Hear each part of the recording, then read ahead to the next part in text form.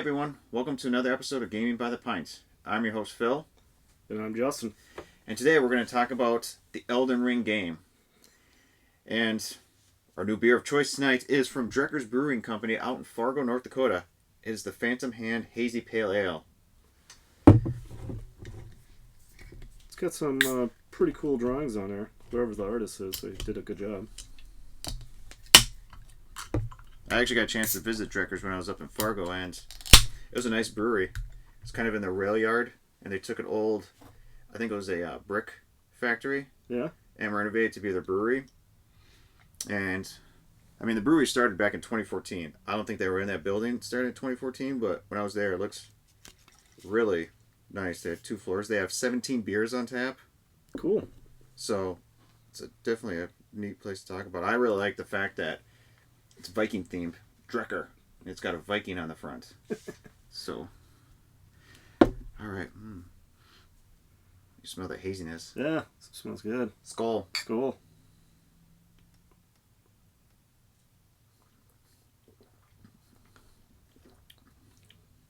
Oh, that's pretty good. Well, yeah, it's hazy. For being a pale ale, I mean, usually we've been drinking hazy IPAs, which is a little bit more bitterness to it, but this one, being a pale ale, it's got some bitterness, but it's not strong. It's smooth. Right. A little bit of citrus. Mm-hmm. Oh, yeah. And just by the color of it, you can tell. Definitely has that haziness to it. It's lighter. It's pretty good. Yeah. It's decent. And the hops they do use are Azeka, El Dorado, and Idaho 7. So that'd be... Then the yeast they use is a house IPA yeast, so must be one that they either work themselves or been harvesting and just reusing, so it's... Sure. But yeah. Well, if they got 17 different flavors, I mean, they're obviously doing something right. Be curious if they use the same yeast for multiple pale ales or ales, or if they dab into some of the same things with, like, when they mix sours, or even because they actually have a slushy up there, which beer slushy. Really? That's really good. We got some actually in the fridge here too. We can try. Like a berry flavored, but Bet that'd be pretty good in the summertime. oh yeah, definitely Nice. be good. I don't think it's really that strong. I think it's like maybe 4.5%, but yeah, you're definitely. They give it to you in like a small like snifter glass, but it's thick. It's like not icy, but it's definitely a slushy kind of deal. Sure. Sounds interesting.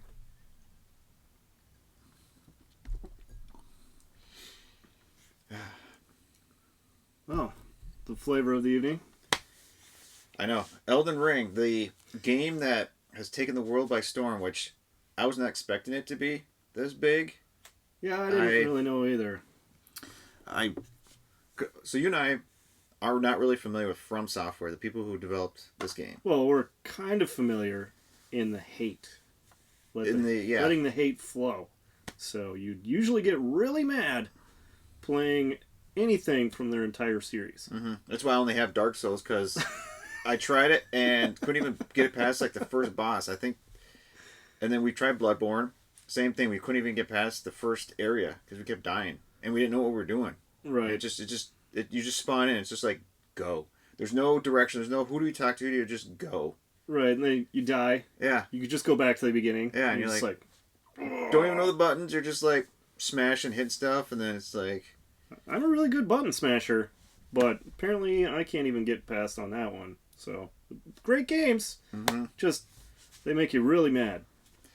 Now, yeah, I'm curious to see if we're going to go back and play these games after being playing Elden Ring for so long. We kind of understood the gameplay, how it is. Do we go back and try Bloodborne or one of the Dark Souls games? Even though I've read reviews about Elden Ring saying that if you're afraid of the Soulsborne games, you should give this a try because it's not... I mean, the difficulty's there that you expect from those games, but I think they say it's a lot easier in terms of the open world aspect of it, because if it was more linear like the traditional games where you get to a boss or an area you can't beat because you're too weak, you're kind of like, well, I'm stuck, I can't progress and I can't go back. Right.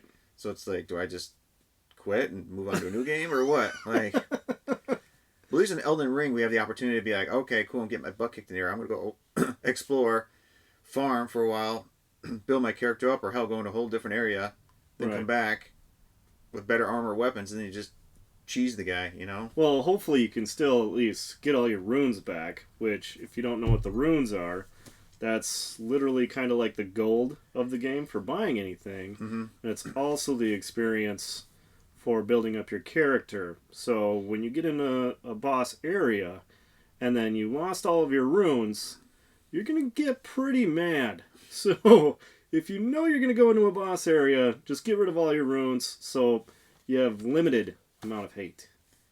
Yeah. I've made that mistake a few times, thinking just going along, be like, oh, what's in here? And just get beat. Like, literally just beat to the point where it's like, and then you can't go in there and exit. That's the problem is you walk into the area, it locks you in, you can't run there, grab your runes, and dip. Right. So you're kind of like, shit, I just lost like 30, 40,000 runes, when at the time you're kind of like, I'm at a point I need 80,000 just to level up. Right. And if you lose it all, you're like, that took me like 2-3 hours to build. Well, now it's just, well, if you lose it, you just kind of let it go. You've died so often that you're just like, it's okay. Right. I can go figure out how to get those runes elsewhere anyways. I mean, yeah, there are definitely plenty of times where I've died, got upset, and like, I hate this game, but then I jump back in. I mean, in terms of like gameplay, it is fun. It's addicting in terms of, I think for me, it's the exploration, finding new areas, exploring, and stuff like that. Because other games like Breath of the Wild, where it's this big open area, you get to choose your adventure, and I think that's what I really like about this one right now. There's no set path. You can kind of try to follow the story, but there's kind of like, I can't even find the story yet. So I'm used to playing Skyrim. I love it. You just get out, go play in the sandbox, have fun. And I'm playing the game the same way. I have no idea what I'm doing other than checking out other YouTube channels or Twitch or trying to figure out what everybody else is trying to do. And then not look so much. That way it's more of a surprise for me. Mm-hmm. I mean, I don't want to have spoilers, so I just want to, when I get really stuck, that's when I have to dive into something. It's like, okay, you got to give me a hint, man. Just a tiny one. Oh, yeah. Well, I've kind of cheated and looked up guides or just, how do I get past this, or where's this item? Because that's one thing I've learned about this game is that when there's quests, it's like, oh, thank you for finding me. I'll find you next area, and they disappear. And I'm like, what area are we talking about? To this Random. thin air, and you're just like, Random. Or you're talking to some person, and suddenly a new conversation pops up, and they're like, oh, here's that item. I'm like, I didn't realize they was even carrying that item. I just picked it up, and I give it to the person. They're like, oh, thank you. And then you just, right. I guess I'm progressing this quest. And well, some of the hidden stuff, it reminds me of all the way back in Final Fantasy III, when you're just going around and you're just supposed to know where to go and then dig for the item. It's kind of like the same thing in this. Mm-hmm. They threw in like secret stuff where like walls, you hit them once, that's fine. Then it's a secret wall that opens up and then voila, there's your secret item. Whereas other walls, you're just supposed to sit there and hammer on it literally 50 times, and we wouldn't have known that without all the messages that are actually in the game, because you can message each other, which apparently I still haven't even figured out how to even play with you online at the same time, but everybody else playing, they put messages all over the board that you can read, and they'll be like, secret wall, and then, you know, you might start hammering at the wall, but then you read another message, and they'll be like, that dude's lying, so... yeah. Then it's pretty like, funny. Read it, there's like 4 messages around the area, like, secret message, liar, liar, liar, and you're like, okay. Or they're like, all of them say secret message, you're over there, and you're swinging ahead, and it's still, you're like, god damn it. Right. I mean, yeah, there's some out there that are just random, where it's like, the famous ones, try finger, butthole. It's just like, why? Right. But, it's got to be kids for sure, just out there having fun. Well, I'm still trying to understand what the obsession is with fingers in this game. You got the 2 fingers you're going for, and then you got the fingers for multiplayer or stuff like that, or invading other people's worlds, like bloody fingers. It's like, what is up with this guy who created this thing's obsession with fingers? I don't know. I'm not gonna go down that path. But it's just like, but then, then we also mentioned like George R. R. Martin, the guy who wrote Game of Thrones, actually helped write the story for this. So I'm thinking that's another reason why people were hyped about this game. Because everybody was like, oh, Game of Thrones writer, he's involved in this. This got to be some epic story, you know? And then we're playing it, and then people are like, okay, what did he do to this game? Because I don't know what he contributed or not. Like, was he the one the cinematics are, like, epic. So, like, they did great on the graphics. Everything, it reminds me of some of the mods that people were doing in Skyrim. Like, it looks great. The platform works great. I get a little frustrated with the runes thing. I think that you should be able to hold on to your experience. So as you're farming and trying to build your character up, that'd be nice to be able to hold on to that all the time. But once it's beaten you so many times, you're like, whatever. I'll just go to this other area where you know how to farm all the runes, and then just sit there for a while and get what you can. Yeah, you get smart. You're like, I don't know if I should go in this area. I got too many runes. I'm gonna play it safe and just kind of right. Wait till I level up or go buy upgrade a bunch of stuff, and then, okay, cool, I've leveled up. Now I have 0 runes. Now I'm going to go explore. Oh, I died. Yeah. Right. Carry on. But yeah, there's those, I mean, thankfully now I'm not at a point where it's a one-hit kill, but 2 hits, 3 hits, it's like... One or 2 hits for you dying or for them dying? For me. But the thing that still kind of is what aggravates me and gets me upset is if I'm on my horse and I get knocked off my horse and my character's just laying there and they're just wailing on me, just like boom, boom, boom. I couldn't even get up. Like, I'm just sitting there just like... Well, the great part is even if you do get up and you're like, oh, I'm going to call the horse. Oh, horse is dead. Yeah. And then you got to push another button to revive the horse. But by the time you do that, you're dead. Don't worry about it. Yeah. Yeah. You're already stabbed to death. Yeah, no, it's...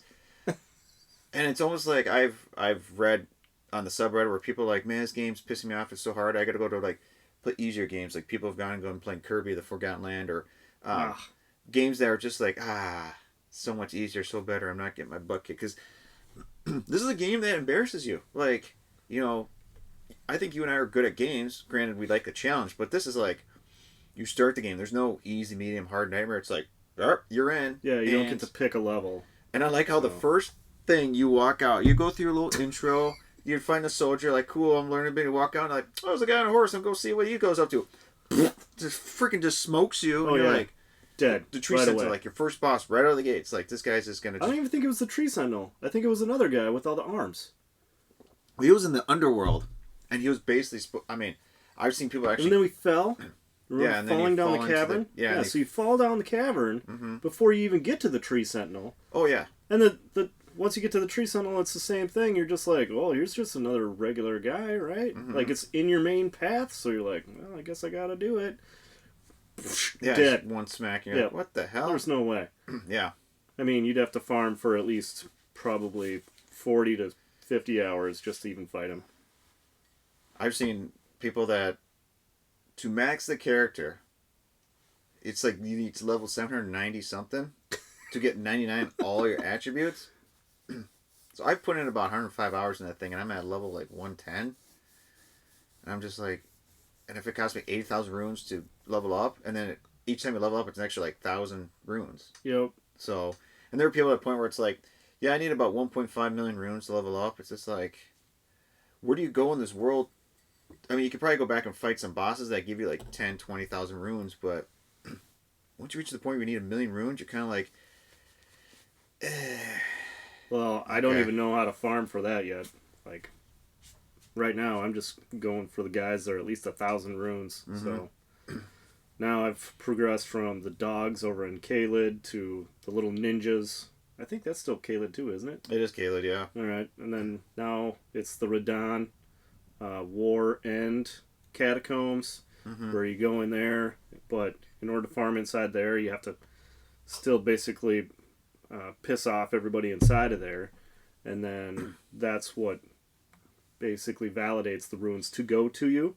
Otherwise, I don't think there's a game out there that I've seen where 2 different fractions of NPCs fight each other, and when they die, you actually get the experience, basically. Yeah. So that's what the runes are, their experience.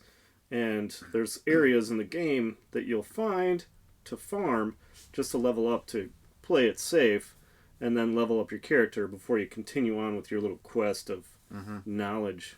So I think the first time that I got into a castle and I had like 40,000 runes, and I knew before I went in the castle, I'm like, I feel like I should really spend all these runes. And then when I got in the castle, I'm like, I lost all these runes. So you just gotta let it go. It is what it is. So I think the first 20 to 40 hours was when I was in my prime of, I hate, like, like raging. And then after, like you said, after a while, you kind of just start accepting, like, I am going to get my ass kicked. I am going to lose these runes. Thankfully, if you're quick enough, you can grab them, get out. But then, yeah, if you die before you get there, like, damn it. Right, so that's the thing, is you'll die when you get revived, then you go and run and go to that same spot, and you can get them all back again. But at least you have all your armor and all your items. You didn't lose any items. It's just the experience / gold. So, but... I don't know. It's definitely a different kind of game, but I love that it's still a sandbox and you can just run around and have fun. I agree. Yeah, no, it's like I'm glad that I picked it up. I'm glad I was able to jump on the bandwagon and see what the hype is all about. I mean, when people are saying this game's a masterpiece, 10 out of 10, like you gotta play this game, even if you've never played the Soulsborne games or From Software, you gotta try this. I'm like, all right, fine, I'll give it a try. And yeah, I'm glad I did. And now it makes me think differently of From Software, where like, okay, yeah, they make games that are definitely difficult, but the game is fun. The graphics in the game are beautiful. The just the characters, the environment just is like way different than what we thought. Like I've played some games where they have some interesting characters, but this one's just like you got dogs that look like T-Rexes. You got freaking spiders that are hands. That's like really weird. That terrified me when it's just like there's definitely some weird stuff in giant hands that are like this and they're just like running after you. I'm like, good God. Yeah. Or the crows. Mm-hmm. The huge crows that are undead that are like pterodactyls that come after you. Yeah, and just just so much dead bodies, so much death everywhere. You're walking around, there's people like crucified in all these areas. There's just so much death, and you're just like, but I mean, the architecture is beautiful. The way they designed the landscape and did everything, it's just, I mean, these people put a lot of detail in everything, and the fact that like it's a single player game, and we're still exploring, we're still finding new areas. There's like your main world between, then you have like a lower dungeons, and then there's other areas you can warp to. So it's like my God, 3 levels to the map itself. Yeah. So there's an upper world, a mid world with dungeons, and then there's a lower world where it actually looks like an upper world because it looks like there's stars up in the sky all the time. So that I was just like, what? Mind blown. I didn't know that there was that much depth to the game. So it was pretty fun when I first figured that out. So I don't know. I'm at 140 hours myself at level 117, and I don't know how many hours I'm going to put in so far because I feel like a novice playing. Oh, yeah. Well, there's people that have unlocked the whole map. They're like, yeah, I beat all the hard bosses. Like, you and I finally did beat General Radon, which at the point was like one of the hardest bosses. I know Margaret, the first true boss you fight, was a challenge. She kicked my ass a couple times before I beat him, but then I've always thought General Radon was supposed to be the most difficult, and he was. I mean, but thankfully you had the NPCs you can call upon. Because if you had to take him one-on-one, oh my God, that would have been... oh, jeez. I don't know. I think I could have taken Radon, personally, if I could have got next to him, and you could still summon the dogs or something else like that, so that you could cast basically other ghost shells of entities to be there with you. But one thing that makes people mad as well is the fact that they actually strip away a few of your powers in key essential areas when you would need them. So like, say you want to be on the horse. Nope, they took the horse away. It's like, what? Or you can't summon all these other characters to help you that you can normally play with. And that's super frustrating for a lot of people, I'm sure. So when you're just starting out, they basically give you 3 dogs to help you run around, wolves, to run around and help you fight that you can summon. And basically they're just a distraction, while you go pick off the other players. So when you didn't have the wolves, it really was not fun. So if you got to a boss and they wouldn't allow you to summon, then you're just like, oh, dang it. Because we weren't built up enough. Yeah. No, I mean, the ashes that you can call upon definitely do help. Because, yeah, it's a second player. It's, like you said, distraction. And sometimes if you actually upgrade them enough, they actually can do some damage, too. I've actually had a few boss fights where my ash actually did do the killing blow for me. And everything's just like, because sometimes that boss is just strictly going beeline it for you, and you're just dodging, trying to get out of the way, and the guy's coming up from behind, just hitting them, putting in licks for you, and then switches over there, and then you're like, all right, my turn then. But yeah, it's interesting how this game where it's like minimal stuff on your screen. Like there's no direction saying like, hey, go quest here, go do this, there's that. It's like I've actually missed merchants or people like NPCs because they're just hidden in the area. Right. You don't know they're there, and then I read up about it, like, yeah, you got to attack this person this area. I'm like, well, where are they? Oh, here they are. I'm like, oh, okay. Right. So I have to go back and see that, but I'm sure I've missed one or two quests that people say, oh, you should have done this at this time. Well, I don't know, because there's nothing that notified me. So, sure. Like, I think we get used to some games where it's like, you know, exclamation point or something above that person's head saying they're an NPC, they have a quest for you, or like, this is where you turn it in, which is great, because some games you get kind of frustrated, like, who do I turn this into? Who do I talk to? But like From Software, this game, they just took all that out and said, here you go, have fun, and you just figure it out. Yeah, exactly. And I don't know, it's interesting because like the characters, and yeah, I'm hoping that one day George R. R. Martin comes out and says, well, here's my involvement, here's what I told or gave the creator of the game, my story and what he took with it. Because you wonder, did he create the generals? Did he create the Tarnished, the world? Did he come up with the names? Like, there's a Pope turtle in the game. There's a giant tortoise that's a Pope. Right, right. Well, I wasn't very enthused, honestly, to buy the game. But then literally, like, the day before that it came out, my brother sent me a text. He's like, dude, check this out. So I watched it, and I was just like, the artistry just blew me away. I'm like, the dragons, you know, that are fighting are epic. I'm like, oh my god, this is going to come out?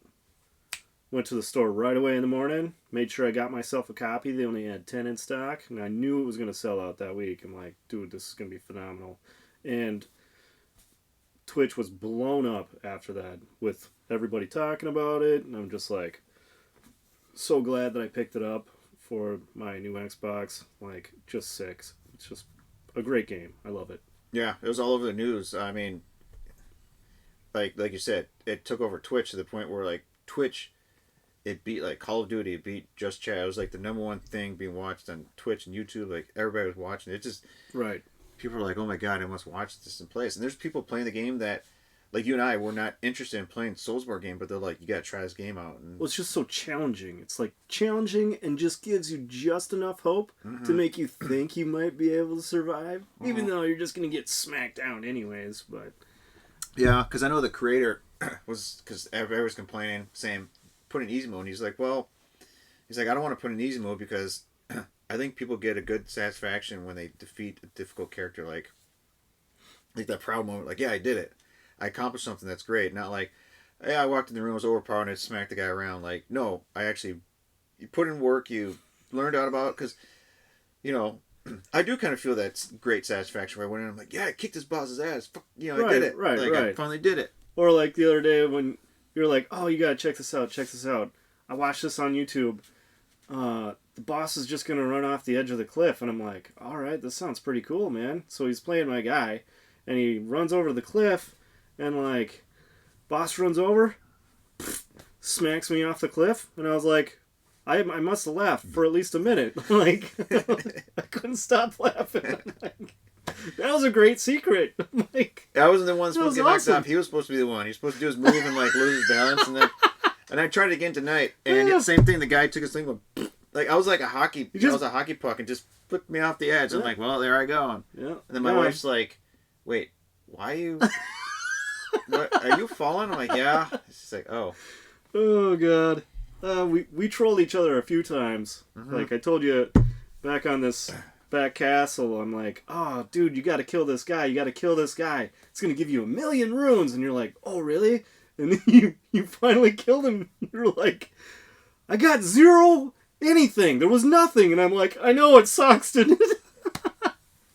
Because I did the same thing. I must have fought him for like 2 hours with both of my brothers.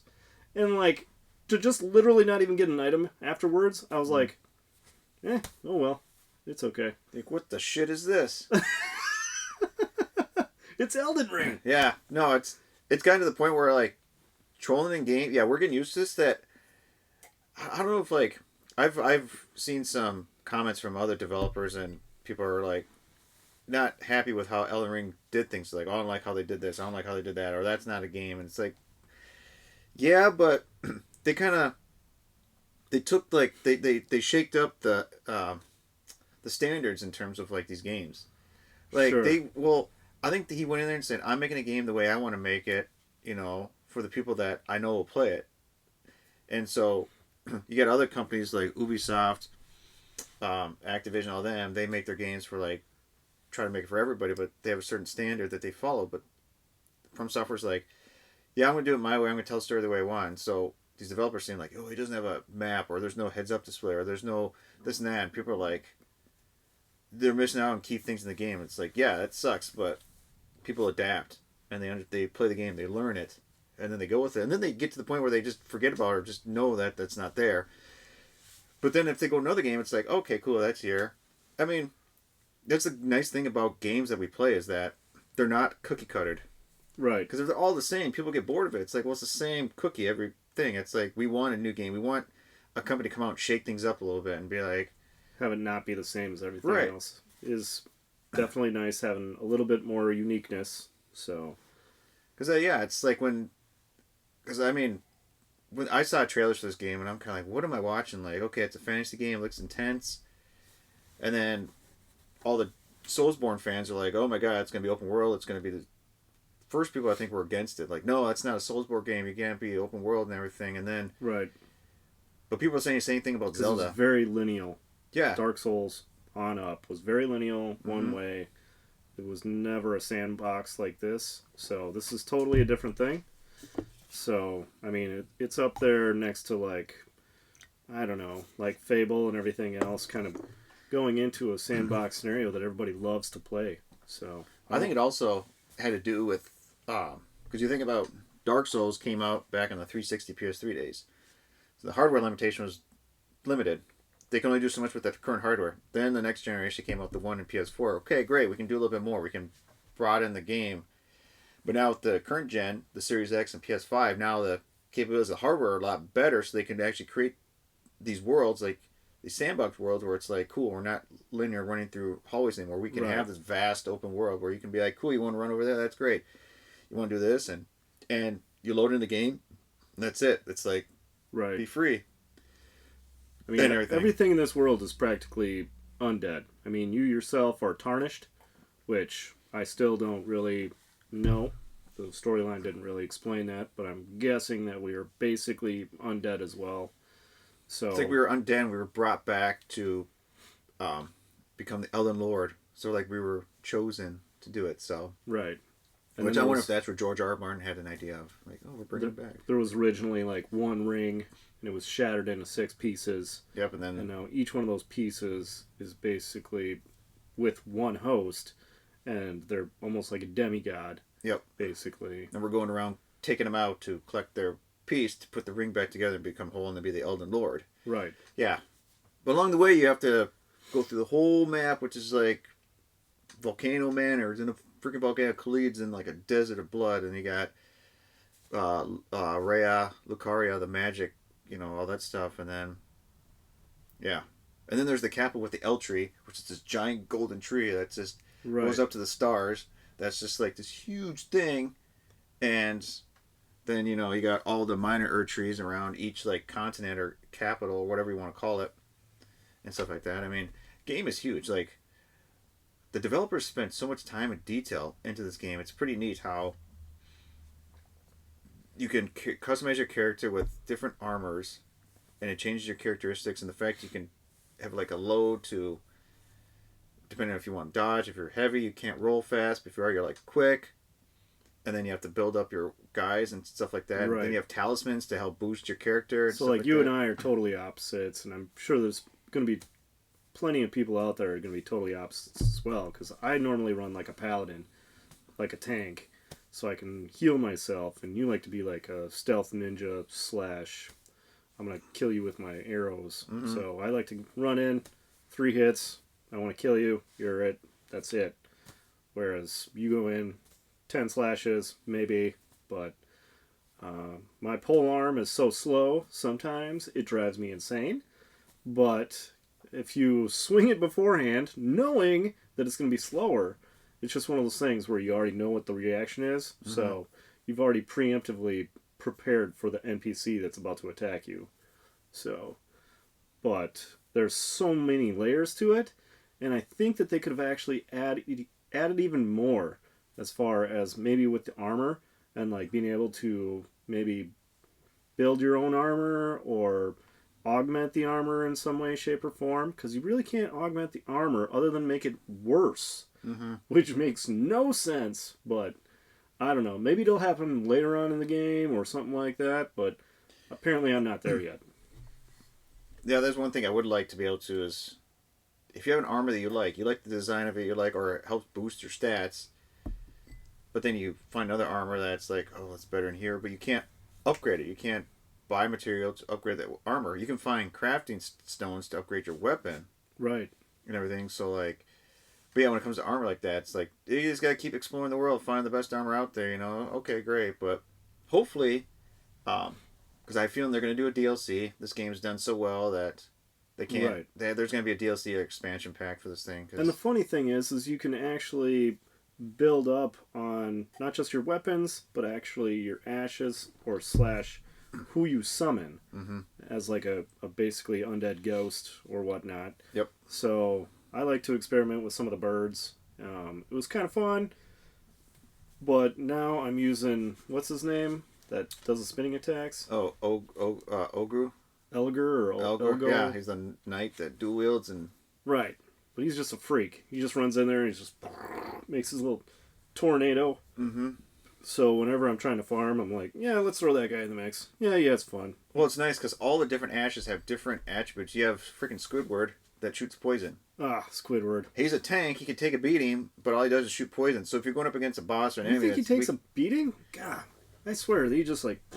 Well, I used him at the beginning. Everybody's like, use Squidward, he's great. And he's over there just getting pounded, and I'm just over there kind of like janking the... He just glows in the dark. I'm like, oh, great. Floats around. Squirting him from across the screen. Wonderful. But still, you got ashes that are, have different attributes. Like, I found an ash that she's an archer, and she stays from a distance and shoots arches.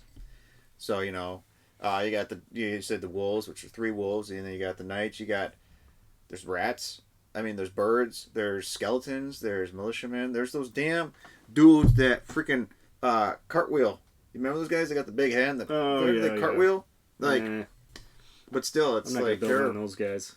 It's almost like the ashes have certain things that help you with different bosses. So you almost have to strategize, think ahead, because part of the game is like they wanted to make you think. You got to be like, okay. How are you supposed to think ahead? You get into the boss and then you're just like. It's almost like you gotta go in there and just be like, I'm gonna get my ass kicked. Let's see what he does. Cool. Okay. Die. And then come back and hopefully prepare yourself with whatever you can. Well, we've watched YouTubers that like, watch me cheese this guy, and he goes in there like butt-ass naked with like a club and doesn't get hit at all, but he's just rolling, dodging, flipping, just beating the crap out of these, like Margaret, the first boss that you have to fight. Like it was nothing. Or like he's parrying every move. And the guy barely gets a hit on him, but it's like these guys just study every move. They're like, okay, he knows he's going to swing. He's going to do this. So I got to jump. I got to dive. I got to roll. And it's kind of like that's, I think, what the creator of the game was wanting us to do. Is like, yeah, you and I have played the God of War games where it's just like, just butt mash all you want. And you'll just kill him. Which is fun. But then this game is kind of like, all right, let's. You're not going to be able to butt mash out of this one. So. Well, the fact that like they hit you and you get staggered, you're like, I gotta get slow, and it's not like quick return. It's like the guy actually is like, oh my god, I got the wind knocked out of me. Right. And the enemy's just kind of like swack, swack, swack. Well, the catacombs I'm in right now, like, okay, they're all spirits, so you hit them once or twice, and then they disappear, and then you have to know that they're gonna not be in that same spot. They're gonna be behind you or something. So since I'm swinging a polearm, I already have to start swinging behind me, and then they'll show up, and maybe I got them, or maybe they showed up at a 30-degree angle. You don't really know. It's more of a guess. You're like, well, I think it's going to be that way. And then you're like, oh, nope, miss. Oh, he stabbed me. Oh, damn it. Yeah. Oh, well. And then if you die, you're just like, well, okay, go back to the starting point, grab those runes. Repeat, rinse and repeat. Right, but if you die before you get those runes, you're SOL. They just disappear. So that's probably where a lot of the rage happens. Like, that 100,000 runes or whatever that you just lost, you're like, I better get those runes. So. Well, Well, that's usually what happens when I die. If I'm at a point where those runes are like, crap, I need those runes. Like, I beeline it to those runes. Like, I will grab those and get the fuck out. Like, even if I grab them and die on my way out, it's like, cool, I'm farther away, so I can't trigger him again. Yep. And then, boom, I got it. But, because now I'm kind of conflicted. It's like, I like the challenge of, like, you die, you got to get your runes, you die again, you lose them. But at the same time, like, I want a banking system where I can, like, deposit them. And everything. ATM for your runes. Right. You can just go back to the round table, and there'll be a person that holds your runes. And you can no. We wouldn't want to do that. I mean, if you even go to a merchant and you want to like rebuy supplies, he's like, guess what? You bought them all. You're like, yeah. What? What does that mean? Like you're supposed to be a merchant. Yeah, it's like you go to buy it all. I'm like, how am I supposed to upgrade my weapon? Bought all the smithing stones from you. It's like. Well, wait. All the stone swords are gone. Like, there's so many items in this game that's like, cool, you have 50 stone swords, but there's like 80 places to use it for. You gotta choose wisely. Upgrade your weapon. It's like, well, there's only so many smith stones you gotta use. You gotta choose wisely, kind of deal. Right. So it's kind of like you don't upgrade everything. Yeah, you can't just go through and just be like, you're like, all right, I'll do this one, maybe that one. You can't really tell. It's hard to compare all the different weapons from each other because you're like, maybe I started here. I don't really know, but I'm just like, well, this one has additional damage or something like that. So that's why I would look at weapons that have additional damage, like holy damage, fire damage, magic damage, whatever damage, additional, on top of looking at crit and everything else. If you're trying to go DPS or whatever you're trying to do, but different scenarios require different weapons. Yeah. So you got to be able to manipulate the situation that you're in. So one thing where I was a tank, I could kill anything, but you were always good as an archer, so I'm like, dude, you got to show me what you can do as an archer, and I'll help you with more of a tank. So our guys kind of blended, working together, but I think they were better in the end anyways. Well, yeah, there are areas where I just basically shoot my arrows, and either take enough life from them that I can be like, cool, and I can take them out with my sword, or snipe them, and they're gone. Like those damn birds in Stormvale Castle, like I snipe them, and they're just like, bleh. And it's like, yeah, fuck you guys. I'm all faith too, so I initially started as a church spy, as a confessor, I guess. So I always tried to keep my faith high. So one of the cool spells was just shooting basically fire out of my eyeballs, and it'll literally hit everything in front of me. And I'm like, sweet! But you can only do it 3 times in a row, or it causes you madness, and you actually take on damage yourself. So you get a little bar that starts tallying up as it goes. Yep. So that's super fun. I love that spell. I just wish I could just sit there and just be like... But you can't. Well, they can't make it that easy. Well, they can't just go in there and just smoke everybody, Cool spell, though. It is. There's definitely a lot of spells out there. We've watched people that actually are strictly magic welders, and I've noticed that they have no life, but their magic power is just off the charts. Like 3 or 4 swings, and they just boom, take these people out. But you go up to them and just go bing, and they're fucking dead. Just one hit, they're done. But if they keep their distance and wield their magic, they're just unstoppable. Right. But one thing that drives me nuts too, though, is like when you're on the horse, it will not allow you to do any magic. I'm like, screw you! I got a pole arm in one hand, and I got my wand or whatever the hell else in my other. Yeah. I should be able to cast whatever magic I want and still have my pole arm in the other hand. Shouldn't be a problem. I can't even shoot my bow. Oh, really? I don't think I can shoot. I can use my sword, but when I select my bow, I can't do my bow stuff. That's horrible. Which, you're on horseback, like, fuck, that's from the beginning of time. People shot bow from horseback. Like, sure. Maybe they'll add it to the expansion, hopefully, but still, it's... there's the game... I recommend playing it. If you're not a Soulsborne fan, because it's the difficulty, I understand you. I was in the same place. But the fact that you have the opportunity to be open world, you can walk around, you can build your character up, go back and try it, and just kind of experiment different areas, I think you get a lot more enjoyment out of that. And you'll fall in love with the scenery, the gameplay, just... I'm trying to get people to play it that aren't into it, but to each their own. It's a good game. I still love it. If it came out the same time the Skyrim did, I'd be like, hey, I'm going to Skyrim, but nothing else is there. So, guess what? I'm going to be playing Elden Ring. Mm-hmm. Well, like you said, we put in over 100 hours and we're still going back and playing it. All right. We're going to go back and we're going to play more tonight. Yep. We're going to get back in there. And I don't even know how many hours I'm going to put in. 500? Who knows? 1,000? I think you and I both said that. I think it's going to take another game that's going to come out to draw our attention away from this until then. Some new game would have to kill this one in order for me to stop right now. Yeah. And for sure. I don't see anything yet. There's nothing on the horizon that's like the must-play game yet. So everything is pretty far off. Maybe come Christmas time, maybe something will come out. Still got a lot of months between here and then. Yeah. Oh, yeah. No. But Brouhaha was good. I recommend if you get a chance to try out Drekker's. I hope that they come outside Fargo and start distributing outside. But if you're ever in Fargo, check out Drekker's. They got really good beer. This is just their hazy pale ale. I think I'd definitely get it again. Oh, hell yeah. I give it a 7.5. I'd say it's good. Mm-hmm. I like it. I give it an 8. No, it's just good stuff. It's only 5% alcohol, so it's like you can have a few before you're kind of like tanked, but it'd be good on a boat, I bet. Yeah. Good summer beer. Good summer hazy citrusy beer. I like it. All right, well, bottoms up.